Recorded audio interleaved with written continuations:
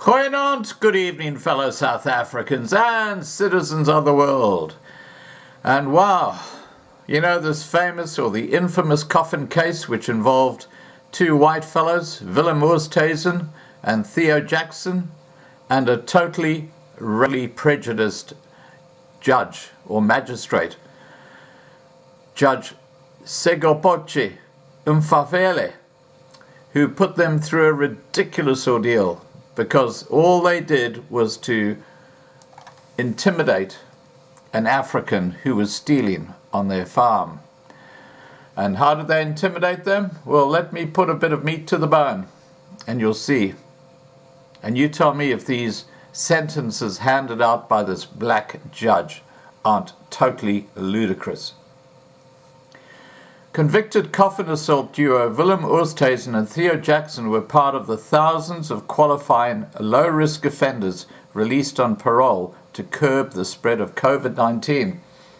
On the 8th of May, the release of parole of certain categories of low-risk inmates was authorized to curb its spread in correctional facilities. Department of Correctional Services spokesperson Logan Maestri said on Friday. As part of the COVID-19 special parole dispensation, the offenders in question were released according on parole into the system of community corrections, he added. Maestri said the offenders will continue to serve their full sentences on parole and subject to placement conditions which must be complied with until sentence expiry.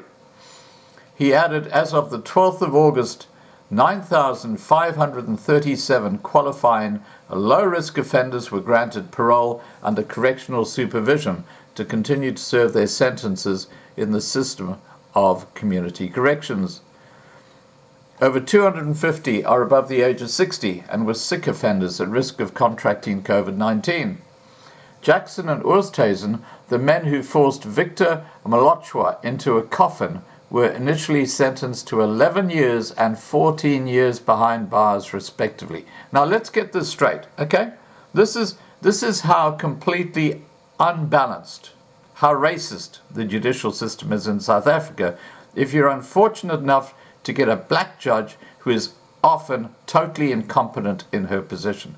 Now, in this case, these two young guys, what actually happened was they caught this African fella stealing on their farm, and they were pissed off with the guy, okay? And they had this old coffin. And what they did was they forced this African into the coffin and kind of closed the lid on him to try and get him to get the message to stay off our farm. And of course this freaked out this African guy, but he never went to the police, he never did anything. But these two guys were stupid enough to take a video of what they did with the African being pushed into the coffin. And of course, when they put that on the internet, it went viral and it was evidence and bang. That's why they got 11 years and 14 years. And of course, the African who was pushed into the coffin came forward and gave a totally different story. And the judge who handed down the sentence, a black African racist judge, Judge Segopoche Mfalele, said the men's conduct was humiliating and disgusting. Well, you tell me what farm murders are where families get tortured for hours. And guess what happens? The people who actually inflict these families, often killing people or members of the family, they get let out on bail. And that's if they ever get caught. Most of these black thugs never ever get caught. But there is such an inequity in the sentencing of people. If you are white and you unfortunately get stuck behind a black judge, it's not good. Especially with someone like Segopoche Mfalele. You know, one of these half-educated judges who doesn't know what the hell she's doing. Anyway, let's continue. The two white men had forced Malochwa into a coffin and threatened to pour petrol on him. The incident was filmed and the video went viral on social media, sparking an outcry and demands for justice. However, the Supreme Court of Appeal, years later, amended the conviction and sentenced the two, setting aside the attempted murder and intimidation conviction. They never threatened to murder the guy, and they never did try to murder the guy. This is how absolutely crap the judicial system is in South Africa.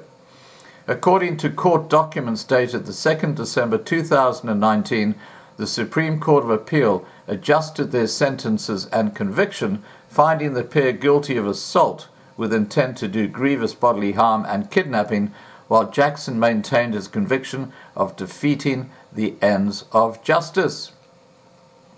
They were subsequently sentenced to 5 years in prison on the assault charges and 1 year for kidnapping, while Jackson also received 1 year for defeating the ends of justice for burning the coffin, which was to be used as evidence.